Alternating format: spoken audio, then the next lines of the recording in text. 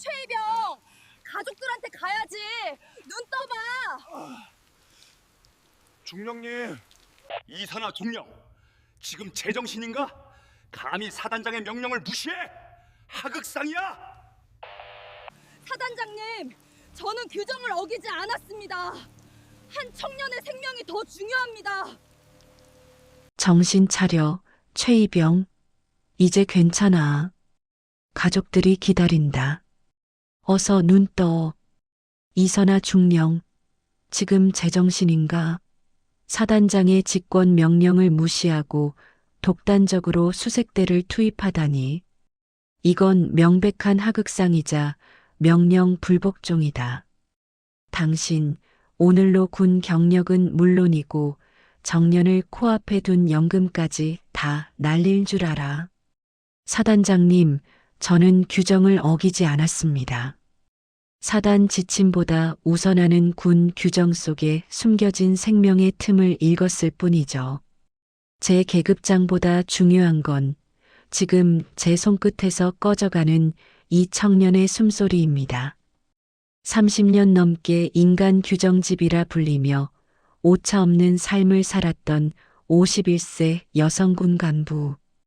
그녀가 자신의 모든 것을 걸고 투스타 사단장의 권위에 맞서 규정의 성벽을 허문 이유. 오늘 한 어머니이자 군인으로서 보여주는 전율 돋는 반격이 시작됩니다. 여러분, 세상은 몰랐지만 묵묵히 세상을 지켜온 진짜 여왕이 있습니다. 지금부터 한 여성의 숨겨진 인생 드라마를 시작합니다. 시작 전 구독과 좋아요 눌러주세요. 여러분 가정의 행복과 번영이 가득하기를 기원하겠습니다. 제 이름은 이선아, 올해로 51가 되었습니다. 30년이 넘는 세월 동안 군복의 칼주름을 세우며 행정과 인사 업무의 정점에 서 있었죠. 사람들은 저를 뒤에서 인간 규정집이라고 불렀어요. 단일의 오차도 단 한 줄의 서류 누락도 허용하지 않는 저의 원칙주의는 부대 내에서 악명이 높았지만 동시에 흔들리지 않는 신뢰의 상징이기도 했습니다. 매일 아침 저는 흐트러짐 없는 군복을 입고 거울 앞에 섭니다. 거울 속 제 모습은 늘 꼿꼿했어요. 제 눈에는 한치의 흔들림도 없었죠. 책상 위에는 늘 군규집이 성경처럼 펼쳐져 있었고 모든 서류는 자로 잰 듯 완벽하게 정렬되어 있었습니다. 볼펜조차 정해진 자리에 놓여 있지 않으면 불안함을 느끼던 저는 군대라는 거대한 기계의 가장 완벽한 부품이 되고자 스스로를 채찍질하며 살아왔답니다. 그런데 오늘 아침 책상 한 구석에 놓인 액자 속 아들 민우의 사진이 유난히 제 시선을 붙잡더군요. 제 아들 민우는 얼마 전 군 복무를 마쳤습니다. 아들이 훈련소로 떠나던 날 저는 중령이라는 계급장 뒤에 엄마라는 이름을 숨긴 채 차 안에서 몰래 눈물을 훔쳤던 기억이 나요. 아들이 혹한기 훈련을 간다는 소식에 밤잠을 설치고 혹시라도 다칠까봐 노심초사하던 그 시간들. 군인이기 전에 저는 한 청년의 어머니였고 그 마음은 규정으로도 어찌할 수 없는 뜨거운 것이었죠. 사무실 문이 열리고 신입 하사 하나가 병사들의 휴가 신청 서류를 가져왔습니다. 저는 평소처럼 차가운 시선으로 서류를 훑어내렸죠. 42페이지에 달하는 복잡한 연수 휴가 조항 중 단 한 줄의 오타가 제 레이더망에 걸렸습니다. 하사, 이 서류 다시 작성해 오세요. 군규집 104페이지 사망을 보면 연수와 교육은 엄격히 분리되어 있습니다. 이 사소한 실수 하나 때문에 이 병사는 금쪽 같은 휴가 하루를 날리게 될 겁니다. 규정은 병사들을 보호하기 위해 존재하는 것이지 당신의 편의를 위해 있는 게 아니에요. 새하얗게 질려나가는 하사를 보며 저는 다시 차가운 이성을 되찾았습니다. 규정대로만 하면 문제는 생기지 않는다. 그것이 제 평생의 신념이자 존재 이유였으니까요. 하지만 그 평온한 오후를 깨뜨린 날카로운 전화벨 소리가 제 원칙주의 인생에 거대한 균열을 내기 시작했습니다. 그 소리가 마치 피를 토하는 절규처럼 느껴져 저는 직감적으로 무언가 잘못되었음을 깨달았습니다. 상황실로부터 들려온 보고는 충격 그 자체였습니다. 우리 부대에 전입 온 지 고작 일주일 된 새내기 병사 최이병이 혹독한 산악훈련 직후 복귀하지 않았다는 거였죠. 20대 초반의 그 여린 청년.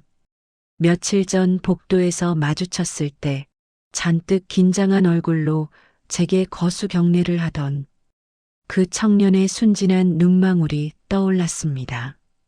그 청년의 불안한 어깨가 차가운 산속 어딘가에서 홀로 공포에 떨고 있을지도 모른다는 생각에 저는 숨이 턱 막히는 것 같았어요. 제 아들 민우가 처음 자대 배치를 받았을 때 보냈던 그 편지 구절들이 환청처럼 들려왔습니다. 엄마, 여기는 너무 춥고 모든 게 낯설어요. 최이병도 지금 그런 마음으로 어둠 속에서 엄마를 찾고 있지는 않을까? 어머니로서의 본능이 제 차가운 이성을 거칠게 흔들었습니다. 상황실은 순간 얼어붙은 듯 정적이 흘렀습니다. 눅눅한 공기가 숨통을 조여왔고 벽에 걸린 시계의 초침소리만이 비수처럼 제 귓가를 때렸죠. 젊은 부사관들은 당장이라도 수색조를 꾸려야 한다고 울먹이며 제게 간절한 눈빛을 보냈습니다. 중령님, 지금 당장 움직여야 합니다. 이 산은 밤이 되면 기온이 급격히 떨어집니다. 지금 기상 상황이 안 좋아 비까지 내리고 있습니다.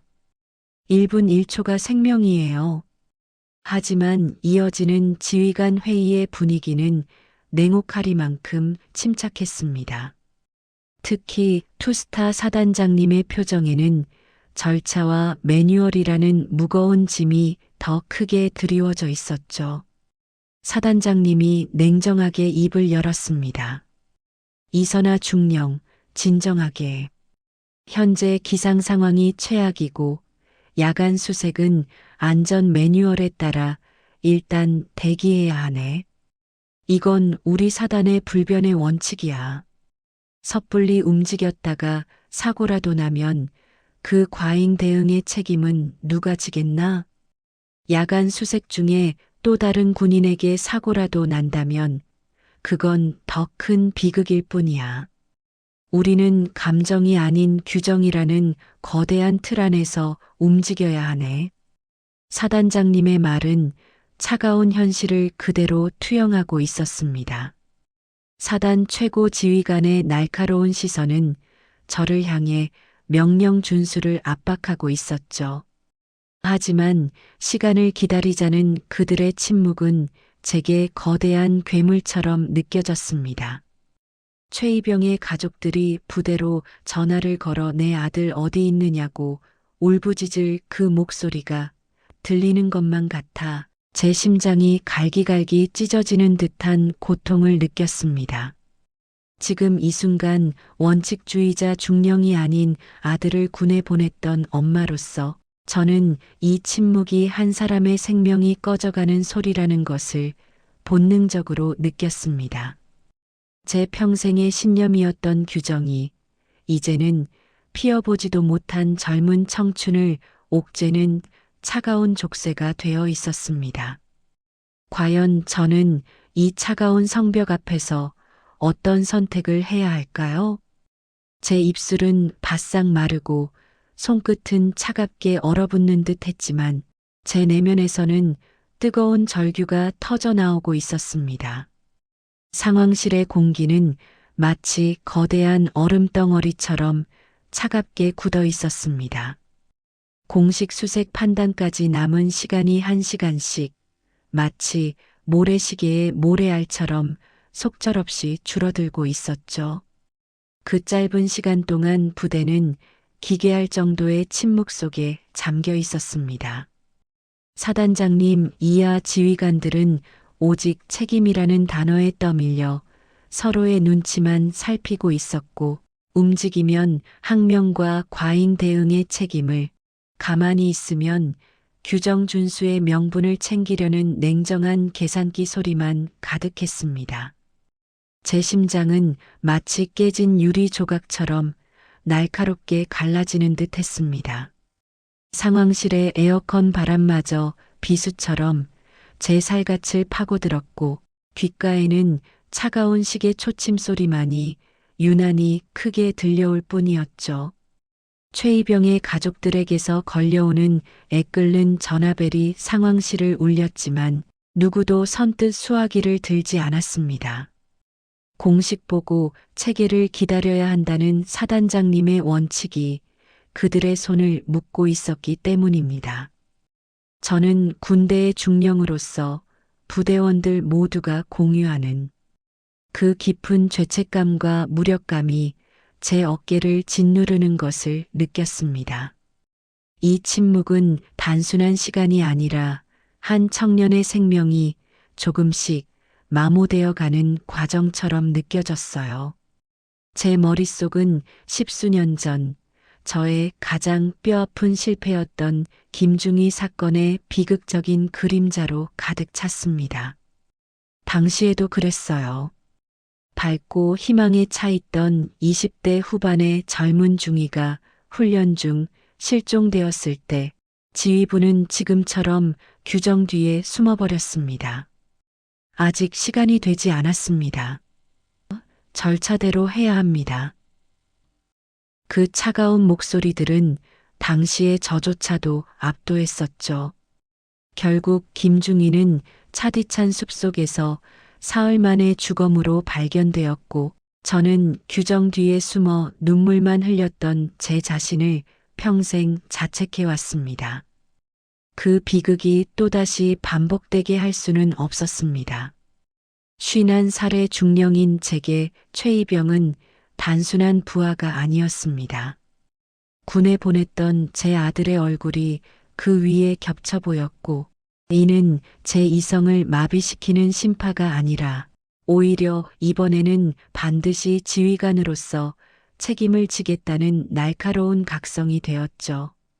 군인이기 이전에 부모인 지휘관으로서 이 차가운 시스템을 더 이상 묵인할 수 없었습니다.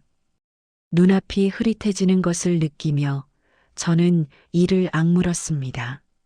제 삶의 가장 큰 시험대가 저를 기다리고 있었죠. 차가운 이성과 뜨거운 심장, 그 모든 것이 한데 엉켜 격렬한 소용돌이를 만들어내고 있었지만 저는 더 이상 물러설 곳이 없었습니다. 심장이 터져버릴 것 같은 압박 속에서 저는 마침내 결단을 내려야 했습니다. 모두가 무기력하게 시간만 세며 사단장님의 침묵에 갇혀 있을 때 저는 제 사무실로 돌아왔습니다. 수백 페이지에 달하는 두꺼운 군규집을 다시 펼쳤죠. 낡은 종이 냄새가 코끝을 스쳤지만 제게는 그것이 한 병사의 목숨을 구하기 위해 해독해야 할 암호처럼 느껴졌습니다. 혹시라도 제가 놓친 부분이 있을까 한 줄 한 줄 정독하며 눈을 굴렸어요. 마치 사막에서 오아시스를 찾듯 희미한 희망이라도 붙잡으려는 필사적인 몸부림이었죠. 제 눈은 글자를 쫓는 것 이상으로 그 견고한 규정의 문장들 사이에 숨겨진 틈을 찾기 위해 애썼습니다. 시간이 없었습니다. 심장이 쿵쾅거리는 소리가 귓가를 가득 채웠고 온몸의 신경이 팽팽하게 곤두섰죠.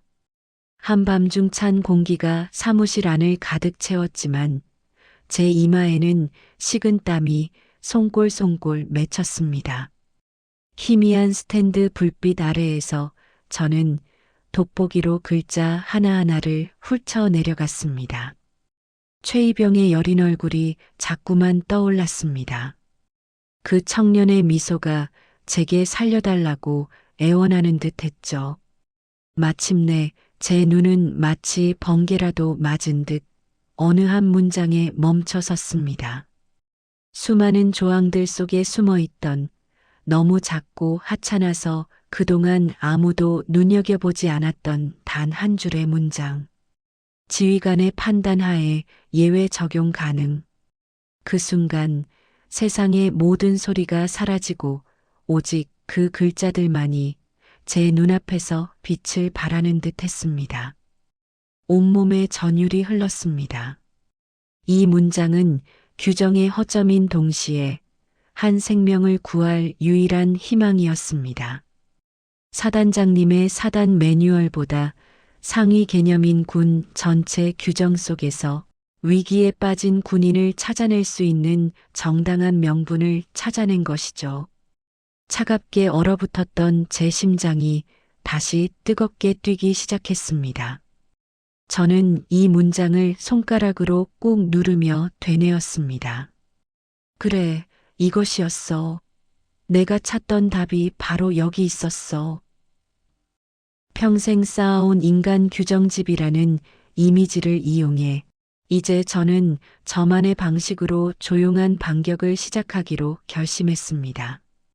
사단장님을 비롯한 상급자들의 날카로운 비난과 징계를 감수해야 할지라도 더 이상 물러설 수 없었습니다. 이 한 문장이 과연 최이병을 살릴 수 있을까요? 그리고 과연 제가 이 규정의 틈을 이용해 투스타의 완고한 반발을 뚫고 나아갈 수 있을까요? 제 손에 들린 군규집은 여전히 무거웠지만 이제는 그것이 저를 억누르는 돌덩이가 아니라 최이병을 끌어올릴 밧줄처럼 느껴졌습니다. 저는 이제 더 이상 규정 뒤에 숨지 않기로 했습니다. 제가 직접 나서야 했고 뜨거운 피가 제 온몸을 다시 순환하는 듯 했습니다. 이 마지막 기회를 놓칠 수는 없었습니다. 제가 평생을 지켜온 규정의 벽이 비로소 인간적인 온정으로 금이 가는 순간이었답니다. 차가운 공기가 내려앉은 집무실, 저는 떨리는 손을 진정시키며 이하사를 불렀습니다. 그녀는 제가 이 부대에서 유일하게 속내를 터놓을 수 있는 후배이자 인간 규정집이라 불리는 저를 누구보다 신뢰하는 유능한 인재였죠. 이하사는 제 부름에 한달음에 달려와 집무실 문을 조용히 닫았습니다. 그녀의 맑고 영특한 눈망울이 제 결연한 표정을 읽어낸 듯 팽팽한 긴장감이 신뢰를 감돌았어요. 저는 침을 한번 크게 삼키고 입을 뗐습니다. 제 목소리는 낮았지만 그 어느 때보다 단단한 무게가 실려 있었죠. 이하사, 지금부터 내가 지시하는 일은 공식 분류 이전 단계에서 지휘관 판단 범위 내 확인 내용이다. 신중히 해줘. 이하사의 눈이 커졌지만 이내 저를 향해 굳건한 신뢰를 보냈습니다. 저는 그녀에게 이번 일의 위험성을 숨기지 않았어요. 만약 발각되면 모든 책임은 내가 진다. 내 군복을 벗게 되는 한이 있더라도 말이야. 하지만 최이병을 저 차가운 산속의 규정이라는 미명하에 지연되게 둘 수 없어. 10수년 전 내가 규정 뒤에 숨어 김중희를 잃었던 그 참담한 실수를 다시는 반복하고 싶지 않거든. 제 결연한 말에 이하사는 잠시 망설이더니 고개를 끄덕였습니다. 알겠습니다, 중령님. 중령님이라면 반드시 옳은 일을 하실 거라 믿습니다. 제가 무엇을 지원하면 되겠습니까? 그녀의 대답은 제게 천군만마와 같은 힘이 되었죠. 저는 이하사에게 최이병의 개인 기록뿐만 아니라 그가 평소에 남긴 메모, 관물대에 둔 가족사진 뒷면의 낙서, 그리고 주변 동료 병사들의 비공식적인 증언을 싹 훑어오라고 지시했습니다. 공식적인 수색은 아니지만 지휘관으로서 병사의 신상을 파악하기 위한 기초자료 수집이라는 명분을 내세웠어요. 이것은 제가 평생 지켜온 규정을 어기지 않으면서도 시스템의 빈틈을 이용해 최이병의 행방을 추적하기 위한 저만의 정교한 전략이었습니다. 하지만 상황은 녹록지 않았습니다. 복도에서 마주친 사단장님의 시선은 날카로웠어요. 그는 제 일거수일투족을 감시하는 듯한 차가운 눈빛으로 물었습니다. 이 중령, 아직도 그 실종건에 매달리고 있는 건 아니겠지? 사단 지침대로 기다리라고 했을 텐데. 저는 차갑게 대꾸했죠. 사단장님, 저는 평소처럼 제 업무인 부대 인원 관리를 철저히 하고 있을 뿐입니다. 규정을 어기는 일은 없을 테니 걱정 마시죠. 사단장님을 지나쳐 사무실로 돌아온 제 손바닥은 땀으로 흥건했습니다. 심장이 격렬하게 뛰었지만 멈출 수는 없었어요. 51살의 나이에 제 모든 경력을 건 이 위험한 도박은 사실 최이병을 살리는 일인 동시에 10수년 전 김중희를 살리지 못했던 제 자신을 구원하는 일이기도 했습니다. 거울 속 제 모습은 여전히 완벽한 군인이었지만 그 안에는 아들을 군에 보낸 엄마의 절박함과 불의에 침묵하지 않겠다는 뜨거운 군인 정신이 함께 소용돌이치고 있었답니다.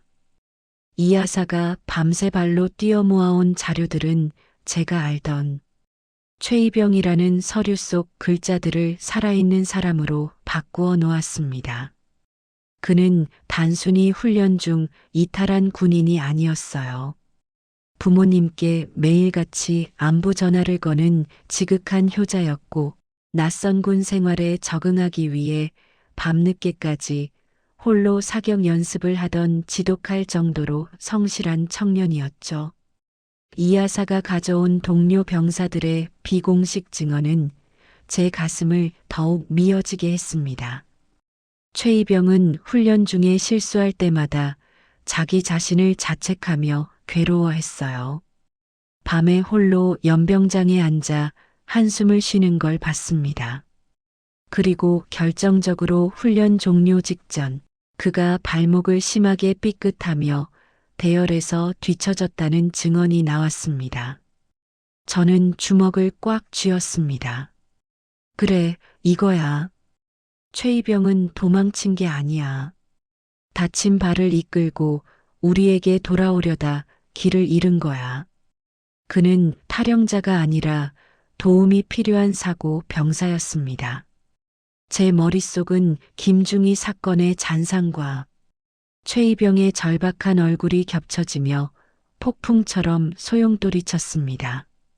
10수년 전에도 김중희는 길을 잃고 헤매던 중이었지만 우리는 그를 범죄자로 낙인 찍고 시간을 허비했었죠. 저는 즉시 지도 위에 최이병이 목격된 고지대 인근의 지형을 분석하기 시작했습니다. 이하사, 이 조항 보이지? 지휘관의 판단 하에 시설물 안전 점검을 위한 예외 적용 가능. 이 규정을 방패 삼아 우리는 움직인다. 저는 환경 정비 및 지형 점검이라는 명분을 내세워 비공식 수색조를 편성했습니다. 사단장님이 알면 노발대발할 일이었지만 저는 제가 평생 쌓아온 인간 규정집이라는 권위를 이용해 그들의 입을 막았습니다. 규정대로 시설물 안전을 확인하려는 것입니다. 사단장님도 군 안전수칙을 아실 텐데요. 드디어 칠흑 같은 어둠이 깔린 산악지대로 발을 내디뎠습니다. 뼛속까지 스며드는 추위와 거친 자갈밭이 저희의 앞길을 가로막았지만 제 마음속 시계는 점점 더 빠르게 뛰고 있었어요. 저는 51의 무거운 몸을 이끌고 가파른 비탈길을 내려갔습니다. 무릎이 시리고 숨이 턱끝까지 차올랐지만 엄마 여기 너무 추워요라고 말하던 제 아들 민우의 목소리가 환청처럼 들려와 한 발짝도 멈출 수 없었죠. 손전등 불빛의 의지에 어둠을 헤치며 저는 목이 터져라 외쳤습니다. 최이병, 들린다면 대답해라. 우리가 왔다. 제 목소리는 비바람에 흩어졌지만 저는 멈추지 않았습니다. 제 평생의 가치관과 군복의 명예를 건 이 싸움, 이번에는 결코 김중희 때처럼 허망하게 생명을 놓치지 않겠다고 다짐하며 저는 절벽 끝 움푹 파인 어둠을 향해 한 발짝 더 다가갔습니다. 과연 저 어둠 끝에 최이병의 숨소리가 남아있을까요? 제 심장은 공포와 희망 사이에서 격렬하게 고동치고 있었답니다. 칠흑 같은 어둠이 내려앉은 고지대의 밤은 잔인할 정도로 차가웠습니다. 손전등 불빛 하나의 의지에 깎아지른 절벽과 가시덤불을 헤치며 나아가는 내내 제 심장은 터져버릴 듯 요동쳤어요. 그때였습니다. 앞장서던 이하사가 다급하게 저를 불렀죠. 중령님, 여기 좀 보십시오. 이하사의 손끝이 가리킨 곳은 덤불 사이로 희미하게 보이는 옛 막사의 잔해였어요. 그곳에서 우리는 흙먼지가 잔뜩 묻은 군용 반합 하나와 뜯겨진 전투 식량 봉지를 발견했습니다. 최이병의 것이 분명했죠. 그 낡은 철제의 촉감을 느끼는 순간 제 온몸에는 전율이 일었습니다. 살아있구나. 아직 숨쉬고 있구나. 라는 확신이 들자 51의 무거운 몸은 마법처럼 가벼워졌어요. 하지만 기쁨도 잠시 무전기 너머로 사단장님의 날카로운 음성이 정적을 깼습니다. 이선아 중령, 당장 하산하게 해. 내 명령 없이. 멋대로 병력을 움직인 것에 대해 사단 법무실에서 조사가 시작됐네. 당신 이 미친 짓을 당장 멈추지 않으면 현행범으로 체포될 수도 있어. 저는 차갑게 무전기를 쥐었습니다. 사단장님, 저는 규정 지휘관 판단 하에 시설물 안전 점검권을 행사 중입니다. 이 어둠 속에서 위험에 처한 병사를 찾는 것이 안전 점검보다 우선시 될 수 없다고 보십니까? 저는 멈추지 않습니다. 법적 책임은 제 계급장을 걸고 제가 지겠습니다. 사단장님의 고함 소리를 뒤로하고 저는 다시 어둠 속으로 몸을 던졌습니다. 제 아들 민우가 군에서 돌아왔을 때, 엄마, 내가 길을 잃었을 때 누군가 나를 찾아준다면 얼마나 고마울까요라고 했던 그 말이 가슴속 깊은 곳에서 메아리 쳤거든요. 새벽 3시 40분.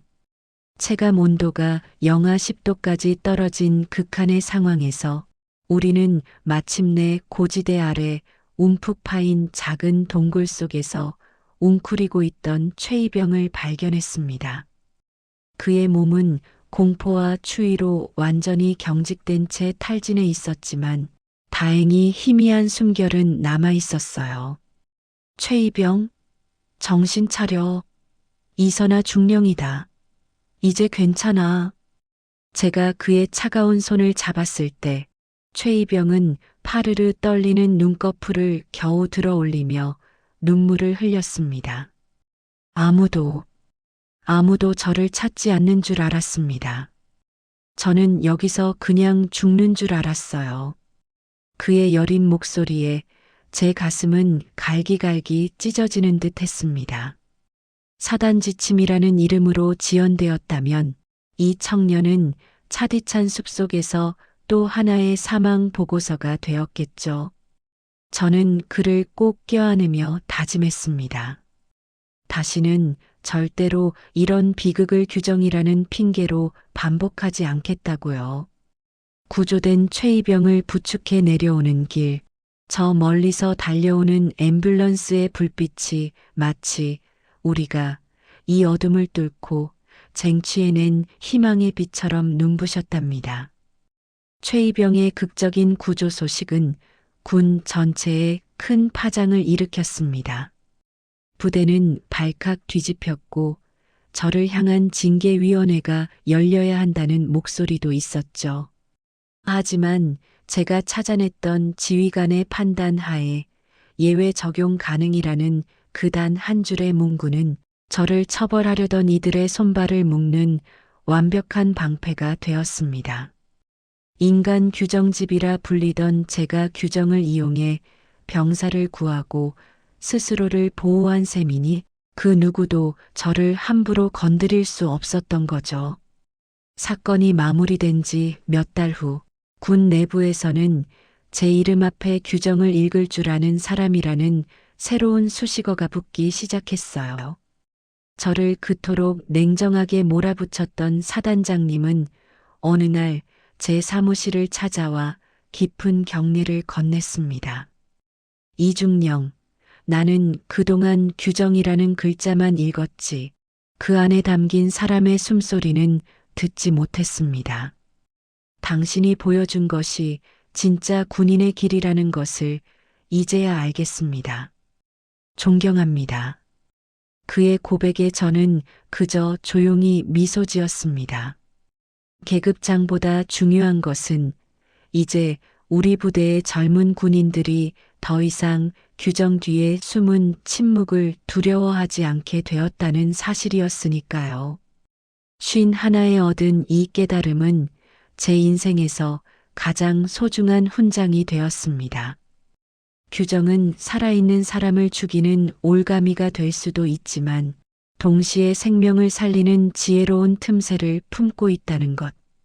그리고 그 틈을 찾아내는 것은 결국 사람을 향한 따뜻한 마음이라는 사실을요. 저는 이제 부대 복도를 걸을 때마다 마주치는 병사들의 얼굴에서 제 아들 민우의 얼굴을 봅니다. 최이병은 건강을 회복해 무사히 복무를 이어가고 있고 그의 어머니는 매달 제게 정성 어린 편지를 보내오십니다. 중령님 덕분에 제 아들이 다시 숨을 쉽니다. 평생 잊지 않겠습니다. 라는 그 한마디가 제가 평생 지켜온 규정의 벽보다 훨씬 더 견고하고 따뜻하게 저를 지탱해주고 있답니다. 제 이야기는 여기서 마침표를 찍지만 군대처럼 거대한 조직 안에서 누군가는 여전히 규정의 문턱에서 고뇌하고 있을 것입니다. 저는 그들에게 말하고 싶어요. 규정은 결코 생명 위에 군림할 수 없다고요. 진정한 리더십은 보이지 않는 곳에서 신음하는 이들의 목소리에 귀를 기울일 때 비로소 시작된다는 것을요.